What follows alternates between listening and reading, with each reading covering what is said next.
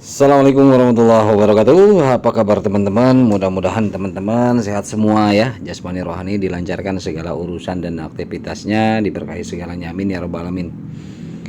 Seperti apapun dan bagaimanapun perjalanan kita di dunia kripto ya, yang penting teman-teman mau fokus di trading, mau fokus apapun itu, yang penting sehat dulu lah ya. Intinya mudah-mudahan sehat dan sukses selalu. Kita saling doakan saja, dan dalam hal ini juga saya ambil bagian untuk berbagi sharing. Kadang saya juga banyak belajar dari teman-teman, banyak sekali belajar, baik dari komentar, baik dari grup, baik dari dari manapun, banyak belajar. Karena memang ya sejak awal saya sampaikan bahwa saya butuh belajar gitu, saya butuh masukan, saya butuh karena itu yang paling bagus sih sebenarnya, masukan, koreksian dan sebagainya, itu yang paling bagus buat membangun saya. Karena apa yang kita pahami juga sumber dari A misalkan, itu belum tentu juga benar kan gitu. Kita tambah lagi sumber dari B, tambah lagi dari C. Nah, itu biasanya ketika banyak barulah kita ambil kesimpulan, oh berarti ini yang benar misalkan kayak gitu. Jadi saya sangat apresiasi sekali buat teman-teman. Alhamdulillah, Masya Allah banyak banget lah ya. Banyak banget yang support, yang banyak banget yang ngasih masukan juga, luar biasa. Oke, jadi sebenarnya di video sebelumnya saya sampaikan tentang beberapa hal ya, walaupun di sana di video sebelumnya itu saya mengambil pemisalan itu adalah Pi Network, padahal isi atau inti dari materinya itu adalah secara keseluruhan bagaimana di market itu sebuah kripto agar mencapai $100 misalkan. Nah, itu kan sebenarnya bukan Pi Network gitu loh, artinya semua. Jadi para developer di sana prosesnya ternyata seperti itu gitu loh. Nah, yang saya temuin, yang saya dapetin dari beberapa sumber, ternyata seperti itu. Barangkali teman-teman mau nih tahu, butuh caranya, atau misalkan prosesnya seperti apa supaya tidak disalahartikan. Kadang-kadang kan kita jalanin project ini lama banget sih, ini apa segala macam, tapi nggak mau tahu prosesnya. Nah, makanya saya sharingkan itu loh datanya yang saya dapat. Nah, nanti sumbernya saya informasiin juga nih, video kali ini nih ada beberapa sumber yang saya ambil gitu loh. Ya, jadi bukan hanya asumsi atau analisa saya, bukan. Saya bisa apa? Kalau saya tanpa sumber saya mau. Makanya kan teman-teman di luar sana, lu Bang bacot doang lu. Analisa segala macam. Sebenarnya sih saya nggak bisa analisa apa-apa, Bang. Saya nggak bisa analisa apa-apa. Artinya saya cuma dari sumber aja, saya mempertegas penyampaian saja, artinya memperjelas, sharing pemahaman bahwa yang saya dapat ternyata begini nih teman-teman gitu kan. Ya kalau misalkan memang tidak sesuai ya berarti mungkin data yang saya ambil juga kurang betul mungkin ya gitu teman-teman ya. Jadi video kemarin itu membahas, bukan, lagi-lagi konteksnya adalah di sini bukan dikhususkan untuk fee ya, tapi untuk semua. Nah, termasuk di video kali ini saya coba sambungkan, karena saya udah janji buat teman-teman yang meminta untuk melanjutkan itu untuk underlay ya. Nah, untuk underlay dan pembahasan underlay ini pun saya ambil secara umum ya, artinya gitu. Cuman pemisalannya ini kita ambil karena memang gini,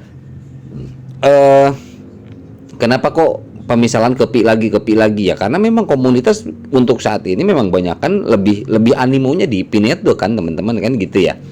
Tetapi apa salahnya ketika kita menjalankan Pi Network, kita pahami proseduralnya, artinya prosesnya kita pahami gitu loh, kita pelajarin. Jangan sampai kita nanti malah dibodoh-bodohin. Artinya ketika ada info ini makan mentah-mentah, jadi sementara basically pondasi kita lemah, pondasi keilmuan kita tentang kripto lemah. Nah, makanya saya ingin berbagi.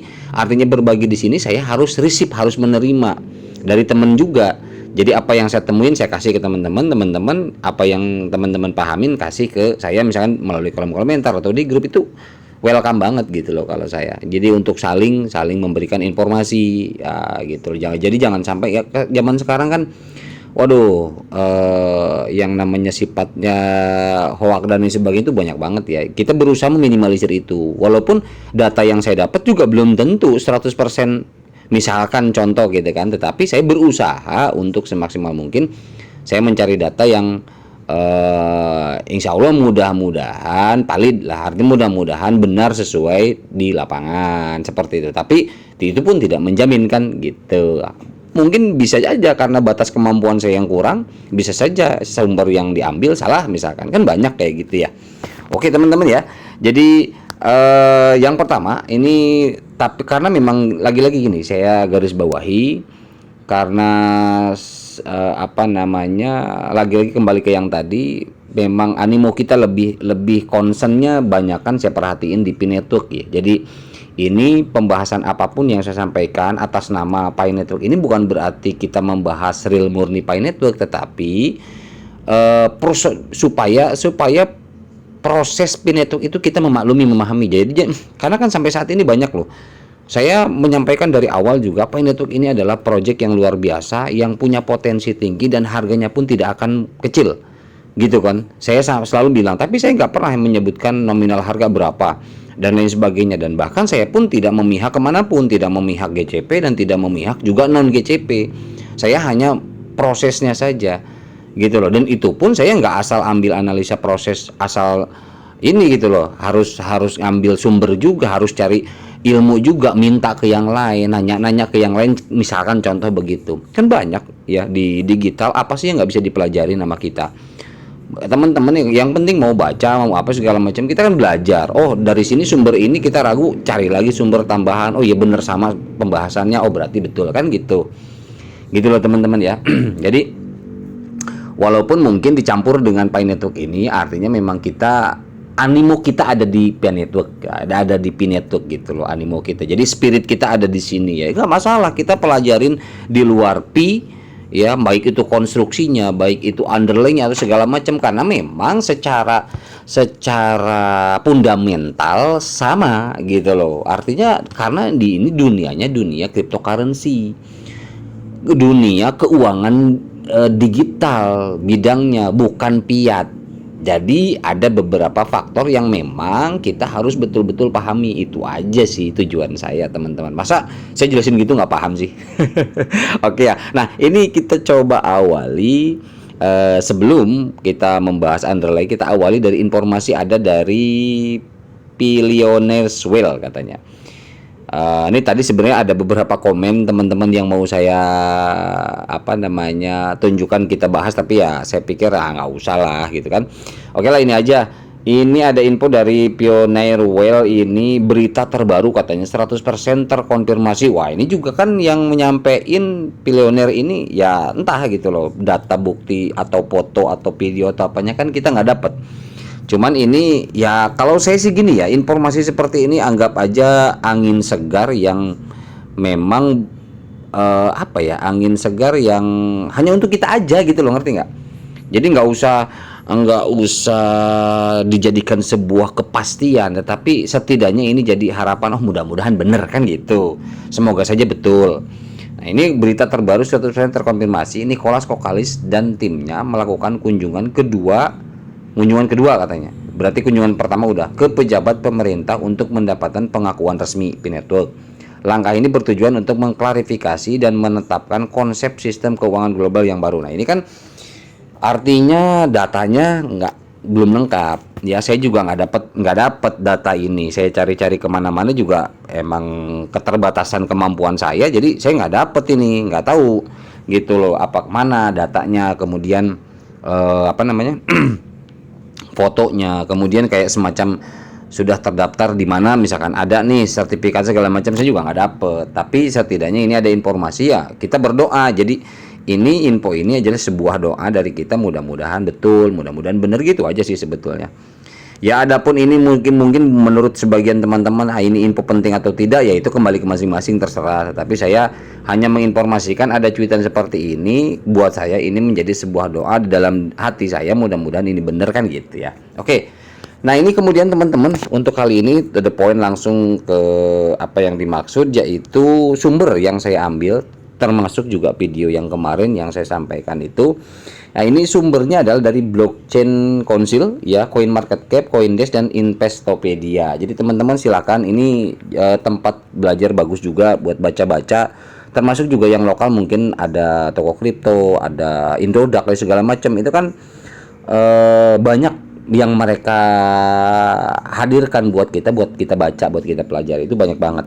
Oke, ini yang pertama teman-teman. Kalau misalkan kita berbicara masalah underlay, pasti pertanyaannya apa sih itu underlay di kripto itu, apa maksudnya? Nah, saya coba bacakan saja ya, artinya teman-teman silakan pahami supaya tidak memakan waktu. Saya bacakan saja rangkuman dari keempat sumber ini ya. Dari keempat sumber itu saya sampaikan ini rangkumannya, dan teman-teman silahkan ya percayalah teman-teman pada benar-benar luar biasa ya, banyak master, banyak ini di sana. Saya kan hanya pemula nih ya, pemula yang pengen belajar bersama teman-teman. Kadang-kadang dari pembenahan atau pembenaran dari teman-teman itu jadi sebuah pelurusan buat saya kan gitu ya. Jadi itu yang saya butuhkan. Nah, ini sumber yang dari keempat tadi, rangkumannya adalah dalam konteks cryptocurrency underlay merujuk pada teknologi infrastruktur dan aset yang mendukung operasional dan keamanan cryptocurrency tersebut. Berikut ini beberapa komponennya yang kalau misalkan pertanyaannya apa itu underlay dalam sebuah kripto. Nah, underlay-nya yang pertama teknologi. Ada berapa poin teknologi? Blockchain ya, teknologi distribusi ledger yang mencatat transaksi. Kemudian yang kedua, algoritma konsensus ya, metode pengambilan keputusan untuk memvalidasi transaksi. Contoh POW, POS ya, proof of work itu kan artinya teknologi. Itu jadi underlay juga. Blockchain-nya juga jadi underlay juga.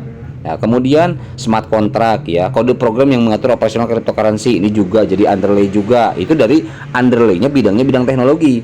Kemudian yang keempat, kriptografi, algoritma pengamanan data, misalnya SHA 256 atau ACD/SA. Nah, jadi ini kan teknologi bidangnya yang keempat ini ya. Jadi 4 poin ini adalah bidang teknologi yang dijadikan underlay gitu teman-teman. Ya, oke, sekarang dari infrastruktur tadi teknologi. Yang pertama jaringan node. Ini infrastrukturnya, komputer yang memvalidasi transaksi dan penyimpanan data blockchain. Masa komputer nggak tahu? Pasti tahu dong komputer modelnya kayak gimana, laptop kayak gimana. Nah, itu adalah infrastrukturnya ya, di jaringan node yang terhubung dengan internet tentunya. Kemudian yang kedua wallet ya, aplikasi penyimpanan dan pengelolaan cryptocurrency. Itu jadi infrastruktur. Kemudian exchange, infrastruktur juga ya. Kemudian payment gateway ya. Ya selalu saya bilang di video-video yang lama itu API, yaitu akan terhubung karena itu kunci transaksi API itu ya. Jadi payment gateway sistem pembayaran yang mendukung cryptocurrency. API kripto dengan API yang uang fiat ya, itu mungkin ada kode tersendiri. Itu golongan infrastruktur. Kemudian tadi kan teknologi yang pertama, kedua infrastruktur, yang ketiga adalah aset. Aset ada berapa poin? Ada 4. Token, unit dasar cryptocurrency itu token yang disebut aset. Nah, itu jadi underlay juga teman-teman. Kemudian underlay selanjutnya dari poin aset, koin juga, token dan koin. Ini kalau koin itu unit adalah atau bagian dari mata uang cryptocurrency. Kalau token itu unit dasar cryptocurrency. Biasanya kalau token, saya selalu sampaikan rata-rata ya, walaupun tidak semua, rata-rata memang mereka ada di layer 2. Nah, kalau untuk di layer 1 itu udah berupa koin, yaitu unit dari mata uang kripto sendiri. Jadi kadang-kadang misalkan project A bikin token, misalkan anggaplah token namanya bacot gitu, kayak saya nih misalkan. Nah, jadi untuk token itu koin, untuk tokennya misalkan bacot 1, bacot 2 misalkan kayak gitu. Nah, itu layer 2 jatuhnya, yang 1 yang 2 tadi.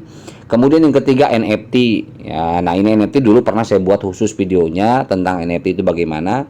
Ini aset digital juga, unik ya, tapi bukan kripto. Ini NFT beda lagi, tapi bisa diperjualbelikan juga. Kemudian yang keempat aset digital, barang digital yang memiliki nilai. Aset digital itu apa? Ya tadi balik lagi ke nomor 3, kayak NFT, gambar, musik dan lain sebagainya yang sifatnya digital bisa diperjualbelikan dan biasanya dibayar oleh token atau koin kan gitu. Nah, itu jadi ini adalah underlay, dijadikan underlay daripada untuk mendapatkan nilai koin tersebut.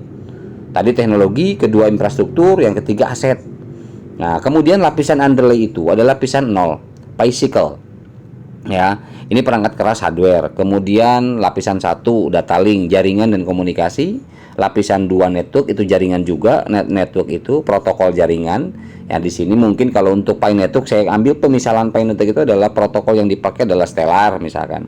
Kemudian lapisan 3 application, aplikasi dan layanan. Aplikasi dan layanan yang dipakai di Pi network misalkan apa? Kayak beberapa ratus aplikasi yang ditargetkan ya, kemudian PCNMO segala macam itu aplikasi, kemudian Pi browser itu aplikasi, kemudian Pi network miningnya juga itu aplikasi. Nah, itu layanannya seperti apa, dan itu banyak ya. Jadi ini dijadikan underlay juga ya. Nah, contoh underlay cryptocurrency. Nah, contohnya ini ada di apa namanya, dari sumber yang kita ambil tadi ya, dari keempat sumber itu. Yang pertama Bitcoin. Ya, Bitcoin dan algoritma proof of work itu adalah underlay juga, POW, proof of work ini. Tapi apakah itu proof of work? Bagaimana prosesnya? Bagaimana apa namanya? Perangkat-perangkatnya, penjelasannya itu beda lagi, akan lebih luas lagi. Proof of work cara kerjanya seperti apa. Kemudian Ethereum lebih kepada POS, proof of stake ya. Ini Ethereum ada smart kontraknya. Kalau Bitcoin kan nggak punya smart contract, kalau Ethereum ada smart kontraknya. Dan desentralisasi aplikasi DEP-nya di ETH itu beda lagi. Itu juga contoh ini kan contoh underlay ya, underlay cryptocurrency. Kemudian Polkadot underlaynya ada interoperabilitas antar blockchain. Kemudian Solana juga ada skalabilitas tinggi dan kecepatan transaksi. Memang Solana cepat transaksinya misalkan. Nah, itu underlay juga. Itu contoh ya. Jadi kalau kita bicara pertanyaan apa itu underlay dalam sebuah kripto, yaitu salah satu underlaynya itu fundamental underlay ya ini. Nah, bedanya kalau Pi Network punya underlay tambahan. Misalkan apa ya tadi apa yang dulu pernah kita bahas, ada barang dan jasa. Karena lebih kepada real, nyata. Artinya Pi Network ini kenapa saya selalu bilang beda dari kripto lain. Nah, tapi beda itu bukan berarti beda seutuhnya, seluruhnya, semuanya kayak ini underlay juga beda, apanya juga enggak begitu kawan-kawan. Maksud saya kenapa saya sharingkan ini, tetap kita harus memahami apa itu underlay, apa itu konstruksi daripada jaringan, apa itu apa namanya, pembangunan daripada protokol. Itu yang harus kita pelajari, kita baca, minimal kita baca, kita ngeh gitu loh. Jadi jangan sampai dasarnya kita nggak tahu ya, seolah-olah bagaimana lah, tapi kita ikut aja pokoknya GCP misalkan gitu ya. Apa nggak mungkin, paling juga 0,5 dolar misalkan, ada kan, jadi ketimpang tuh, ada yang kubu itu, ada yang kubu dah pusing lah, saya nggak ikutan lah, pokoknya itu bodo amat, terserah. Tapi yang saya di sini aja, artinya apapun proyeknya di sini saya bahas bukan masalah fokus ke Pinetur, ini pemisalan aja, karena kan saya bilang lagi-lagi kita kan memang posisinya lebih tertarik ya ngobrolin Pi kan gitu, lebih menarik dengan karena punya peluang, punya potensi. Nah, tapi bukan berarti tidak mempelajari daripada struktural yang sudah ada. Ini loh maksud saya, karena jelas Pi Network juga punya underlay, jelas Pi Network juga punya apa namanya, konstruksinya juga gitu loh. Jelas Pi Network juga harus mengikuti regulasi. Masa Pi Network nggak mau mengikuti regulasi, ya habis dijegal sama semua negara kan gitu ya teman-teman. Nah, sekarang kalau kita nggak ngerti dengan regulasi kripto itu sendiri, Pi Network sekonyong-konyong datang hadir tanpa mematuhi regulasi dunia, gimana mau jadi Pi Network kan gitu. Itu maksud saya. Jadi kita berbicara Pi Network seolah-olah bagaimana wah dan begitu, tapi basicnya kita nggak paham, nggak tahu. Itu loh maksud saya tujuannya ya. Oke, kemudian kalau mengacu kepada pertanyaan yang kedua, apa pengaruh underlay sebuah kripto terhadap harga? Tadi kan underlaynya, pengaruhnya apa sih kepada harga underlay ini? Nah, ini ada faktor teknisnya. Yang pertama ya, faktor teknis dulu nih, sebelum ke harga ada teknisnya dulu, ada keamanan, skalabilitas, kinerja, kompatibilitas. Kalau keamanan, underlay yang aman mengurangi risiko peretasan dan peningkatan kepercayaan investor, itu akan memiliki nilai tambah kepada orang pengguna atau investor. Wah, ini aman nih gitu loh. Kemudian skalabilitas, wah ini skalabilitasnya apa namanya, kemampuan menangani transaksi yang tinggi, meningkatkan nilai cryptocurrency. Jadi skalabilitasnya jauh nih, tinggi nih. Wah, berarti bagus nih. Ada nilai tambah dari pengguna atau investor. Kemudian kinerja, kecepatan transaksi dan biaya rendah meningkatkan daya tarik investor. Nah, ini saya udah buktiin kecepatan Pay Network itu melebihi, maaf ya. Maaf nih bagi komunitas Solana. Saya berani adu nih. Sekarang kecepatan dari Pay Network melebihi loh. Ini luar biasa. Transaksi di Pay Network ini dahsyat ini, sekedip mata lo, jangan salah lo. Nah, ini makanya ya mohon maaf, silakan teman-teman bandingin gitu loh. Ya, jadi makanya saya bilang Pay Network beda ya, tapi beda itu bukan berarti kita nggak mau memahami faktor teknis seperti ini. Lu bang bacot underlay segala macam, lu nggak tahu Pay Network lo. Pay Network kan punya underlay bro. Kadang-kadang jadi gini, saya ngeliat ke ini dulu. Nah sekarang misalkan kayak kinerja, ya kalau kita kaitkan ke Pay Network, kinerja blockchain Pay Network ini nggak bisa dianggap remeh. Sekarang kalau yang saya rasain itu ngalahin Solana, kecepatannya luar biasa, ngeri loh, gitu loh. Kemudian kompatibilitas, dukungan untuk berbagai platform dan wallet meningkatkan kemudahan pengguna, jelas compatible nanti. Ketika wallet apapun ya, ketika itu ada addressnya Pi, itu udah bisa. Termasuk, sorry, di sini inget ya, bukan kita fokus bahas Pi aja, tapi ini secara global, secara keseluruhan cryptocurrency. Pada prinsipnya semua punya nilai cryptocurrency itu kalau memang dia compatible. Makanya ada yang istilah kata cross chain, itu akan memiliki nilai tambah. Gue nggak mau pakai kripto ini karena nggak bisa gue pindahin ke blockchain itu, ribet banget, mesti kesini dulu. Tapi ada yang memang dia compatible dengan blockchain lain, misalkan yang disebut dengan cross chain, itu akan nilai tambah bagi pengguna. Si pengguna akan tertarik dengan sendirinya. Wah, ini pakai ini enak nih, dia cross chain, dia udah bisa langsung ke blockchain ini walaupun beda blockchain. Nah ini kan begitu, itu teknisnya compatible juga ya. Dari wallet ini ke wallet ini bisa, ternyata itu kan nilai tambah, nilai jual, kayak kasarnya begitu. Untuk apa? Untuk memperbanyak adopsi masyarakat untuk menggunakan koin dia, koin si developer ini, gitu maksud saya. Jadi kita jangan terpaku, otak ini terkungkung di pi aja gitu loh ya. Kita ada di ruang lingkup ini ya, kita karena memang butuh pematangan pemahaman daripada progres pi ini. Nah tetapi tidak menghilangkan gitu loh. Maksud saya gitu teman-teman. Kadang-kadang saya suka ngakak sendiri. Oke. Kemudian faktor ekonomi nih. Faktor ekonomi dari underlay yang bisa mempengaruhi harga. Faktor ekonomi apa? Penawaran dan permintaan, supply and demand, yang di video kemarin saya sampaikan, itu juga akan mempengaruhi. Kapitalisasi pasar jelas, ya, volatilitas, liquidity. Nah, ini juga masalah volatilitas, Bang. Kalau misalkan emang Pay Network akan terpengaruh dengan volatilitas dan bukan stable coin, wah jadi bahaya dong ke aplikasi lain. Yang saya harapkan juga dari dulu sama, pengennya Pay Network itu harga tinggi, stabil, istimewa, khusus, dan pokoknya apapun itu pengennya begitu. Kalau nanya ya, kalau nanya pengennya begitu, siapa yang nggak mau coba? Kalau misalkan harga oke lah, sekarang Bitcoin berapa? 1 miliar, 1,5 miliar. Saya pengennya cukup Pay Network itu 1 koin 5 miliar, pengennya, tapi baru pengen loh. Ya kan, tapi apakah itu bisa menjamin? Apakah itu bisa terwujud dengan mudah? Apakah itu? Nah, lagi-lagi kita kembali kepada pematuhan hukum yang ada di white papernya Pi. Di situ jelas kok ditulis, teman-teman silakan buka.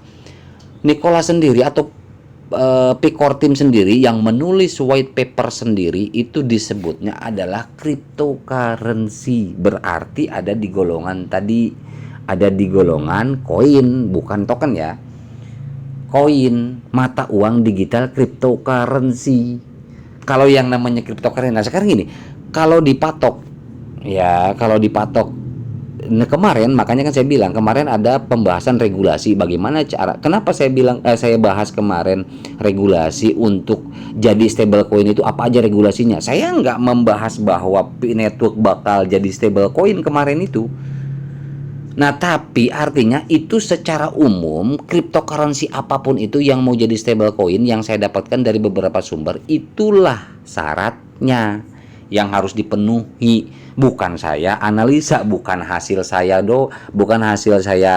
Apa artinya ngarang-ngarang itu memang aturannya dari beberapa sumber yang menjelaskan, yang mengajarkan kita tentang kripto, yaitu syaratnya jadi stablecoin itu bukan berarti pin network bakal jadi stablecoin, tidak akan jadi stablecoin, whatever lah you say. Saya nggak peduli gitu loh, ada yang percaya jadi stablecoin ataupun tidak, silahkan aja, bebas, monggo, nggak masalah. Maksud saya adalah kita memahami ya persyaratan jadi stablecoin itu apa. Jadi ketika kita menjalankan P-Network, ini kira-kira masuk nggak nih P-Network? Karena memang itu persyaratan itu sudah ada di dunia cryptocurrency, mata uang digital cryptocurrency. Kenapa kok ini P-Network bukan cryptocurrency loh bang? Ya itu terserah Anda. Tapi yang saya lihat di white paper itu memang disebutkan cryptocurrency. Nah ini, jadi kalau misalkan nanti nih misal nih contoh cryptocurrency dijadikan stablecoin di harga GCP, ya sudah, saya ngikut aja loh. Apa salahnya kan? Seneng dong kita, kan gitu. Saya juga seneng. Oh sujud syukur banget. Gitu loh. Saya nggak mempermasalahkan itu, silahkan aja. Kalau memang berhasil ya. Ah bang, lu cuap aja lu bang, lu action, lu bantu apa kayak, ya justru itu saya nggak bisa apa-apa. Saya hanya bisa belajar ya. Ini belajar memahami, oh prosesnya begitu. Karena saya bukan developer gitu loh. Yang saya pahami, saya pelajari begitu. Kenapa saya sharingkan? Supaya menjaga bahwa kita nggak bego-bego amat gitu loh. Nanti kalau ada masukan dari yang lain segala macam, sementara sumber aslinya dari beberapa terkait sumber yang bisa dipercaya kita nggak pelajarin, cuman kita katanya. Nah ini bahaya justru gitu teman-teman, maksud saya ya. Jadi jangan terpaku di Pi Network saja, walaupun ini saya diambil pemisalannya di Pi Network, tetapi ini adalah secara umum yang kita pelajarin ya. Jadi pengetahuan umum dari beberapa sumber yang saya ambil, ini pengetahuan umum tentang kripto, bahwa ada proseduralnya, ada regulasinya, ada yang perlu konstruksinya yang itu kita pahami. Seperti ini adalah yang memberikan nilai pada kripto, ada faktor ekonominya ya, ini ada volatilitas, liquidity. Nah liquidity kan kemarin di video sebelumnya udah saya sampaikan ya, kapitalisasi pasar juga udah, jadi saya nggak ini gitu loh teman-teman. Kemudian apa yang mempengaruhi pada sebuah kripto nih, saya bilang kripto nih berarti umum ya, bukan pi ya. Apa yang membuat atau mempengaruhi underlay-nya itu terhadap kripto, terhadap harga sebuah kripto? Apa itu? Faktor regulasi juga, yang kemarin di video sebelumnya saya sampaikan. Pengakuan regulasi kripto mana, mata uang mana, walaupun fiat sekalipun, kalau tidak ada pematuhan hukum regulasi kepada pemerintah di negara tersebut, bisa diakui nggak mata uang fiat tersebut? Nggak bakalan bisa bang. Gitu loh. Jadi regulasi ini yang harus kita pahami juga, nggak bisa main terabas saja. Ada aturan mainnya, gitu loh. Nah ini makanya nanti si kripto ini ya, atau apapun itu bahasa Anda, punya nilai jual, punya angka nantinya. Karena kenapa? Sudah mematuhi faktor regulasi. Apa faktor regulasinya? Ada 3 ini. Pengakuan regulasi, ya underlay yang mematuhi regulasi, meningkatkan kepercayaan investor. Ini kan P-Network juga nggak mungkin nggak punya investor. Punya investor. Saya sudah pernah bahas tuh investor mana aja. Ventura aja masuk kok, kan gitu. Bukan investor ecek-ecek loh yang masuk P-Network itu. Kemudian yang kedua, pengawasan. Underlay yang transparan meningkatkan kepercayaan investor. Nah ini pengawasan, transparan nggak? Nah sekarang P-Network transparan nggak? Kalau kita ngerasa transparan, ya sudah aman kan? Berarti misalkan seperti itu. Termasuk kripto lain juga sama, gitu loh. Kemudian kepatuhan KYC jelas, KYC aman kita. P-Network sudah melalui itu, dan bahkan dia membuat KYC sendiri. Nah ini faktor regulasi ini. Saya di sini lupakan masalah nilai, lupakan masalah nilai itu harga, karena belum ada penetapan. Artinya di sini adalah kita memahami dasar-dasarnya dulu, pemahamannya dulu, konstruksinya dulu, regulasinya dulu, gitu loh teman-teman. Nah kemudian apa yang mempengaruhi harga underlay-nya itu, yaitu faktor psikologis juga. Trust, kepercayaan, sentimen pasar, antusiasme, animo masyarakatnya ada enggak? Ya kurang apa coba P-Network hebohnya luar biasa. Makanya saya selalu bilang, saya nggak pernah mengecilkan P-Network, dan saya nggak pernah juga melebih-lebihkan P-Network. Maksudnya melebih-lebihkan terlalu over gitu loh, nggak juga. Kalau menurut saya bagus, saya puji. Tapi tidak lebay juga, tidak terlalu over juga. Kan gitu. Ya. Kemudian oke, kita lanjutkan adalah pengaruh underlay terhadap harga. Ini meningkatkan harga karena kepercayaan investor yang tinggi. Ini pengaruhnya. Mengurangi volatilitas harga, jadi volatilitasnya tidak terlalu bos naik, terlalu turun gitu. Nah, ini underlay. Kalau misalkan underlaynya bagus, membuat cryptocurrency lebih stabil dan berkelanjutan. Ya, itu pengaruh underlay terhadap harga. Jadi, kalau teknologi Pi Network yang sedemikian rupa sampai saat ini masih saya akui nomor satu, mohon maaf ya, masih yang tadi seperti saya bilang, dalam transaksi pun boleh adu lah kecepatannya, kan gitu. Nah, berarti kan akan punya nilai bagus. Itu intinya begitu. Ya, terlepas masalah harga saya nggak tahu. Bagusnya nanti hasilnya berapa ya saya nggak tahu. Yang pasti kan bagus itu artinya tidak seperti token-token apa airdrop yang micin-micin itu. Ya, walaupun banyak sebagian orang yang mempercayai bullshit katanya Pi Network paling juga kayak token micin segala macam, itu pemahamannya terserah. Gitu loh. Ini kan saya bukan masalah membahas itu, tapi bahas masalah pengetahuan seputar daripada konstruksi regulasi cryptocurrency. Ini penting masalahnya. Contoh cryptocurrency dengan underlay yang baik. Nah, coba diulang. Contoh cryptocurrency dengan underlay yang baik, hasil harganya bagus. Contoh Bitcoin, Ethereum, Polkadot, Solana, itu kan bagus-bagus harganya. Coba cek aja sekarang harganya, kan luar biasa. Dan selain ini juga cryptocurrency yang ini juga banyak yang lain. Gitu loh. Nah, bedanya dengan Pi ini adalah cryptocurrency bukan kita underlay-nya, maksudnya. Underlay-nya ini bedanya memang yang saya perhatikan akan menggabungkan dari underlay yang sifatnya tadi teknologi, ekonomi, ya kan? Di sini ada infrastruktur, aset dan sebagainya. Ini akan melibatkan daripada tatanan komoditi global. Karena kenapa? Ya, ini melibatkan komoditas. Komoditas itu kan banyak. Komoditas keras, ada komoditas halus. Dulu video khusus saya bahas. What is soft commodity and hard commodity? Hard commodity ada macam-macam. Soft community ada macam-macam. Panjang lagi ntar kalau saya bahas. Kan gitu. Tempo hari sudah udah lama sih. Tahun kemarin apa awal tahun ya saya coba sampaikan itu. Gitu teman-teman ya. Intinya lagi-lagi banyak yang teman salah salah memahami bahwa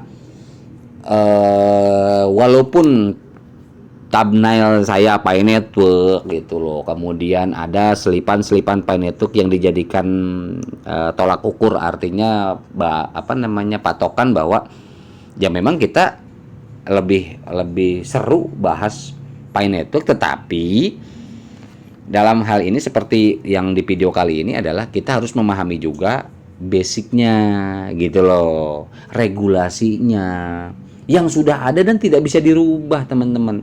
Nah, coba kayak underlay ini emang bisa dirubah, teknologi, infrastruktur, aset ya. Ini infrastruktur, aset, teknologi emang bisa dirubah karena Pi Network itu beda katanya? Kan nggak bisa. Kan sama, semua kripto juga pakai teknologi yang hampir sama. Ini yang udah lama. Blockchain ya sama, Pi Network juga blockchain, Polkadot juga blockchain pakainya, kecuali beda kan sama. Jadi itu maksud saya ya. Lagi-lagi silahkan aja kembali ke masing-masing. Saya lagi-lagi di sini seperti di awal ya, dari awal saya sampaikan, saya Cah Angon sebagai pemula di cryptocurrency hanya mampu belajar mengajak belajar, sharing. Yang saya harapkan adalah pelurusan ya, atau koreksi, atau mungkin pemberian sumber dan sebagainya. Makanya seneng banget tuh ada yang japri ke saya, kirim sumber, bang ini bang coba dipelajari bang ini segala macam. Waduh, saya bener-bener tersentuh loh, maksudnya ya Allah sampai perhatian begitu ya, maksudnya ya kasih saya sumber itu nggak tahu, seneng aja gitu loh teman-teman ya. Jadi silahkan aja buat teman-teman kembali ke masing-masing aja lah bagaimana. Yang intinya kalau saya adalah niatan mengajak untuk belajar sama-sama ya. Oke, gitu. Diakhiri dengan perkataan kopi saya itu bukan berarti kopimu. Kopimu bukan kopi saya, karena kopi saya ada di sini di dalam gelas yang mau saya seruput, teman-teman ya. Oke, terima kasih. Mohon maaf bila ada salah-salah kata. Mudah-mudahan saya berharap ini bermanfaat. Ya kalau nggak bermanfaat, abaikan saja. Wabillahi taufiq wal hidayah. Assalamualaikum warahmatullahi wabarakatuh.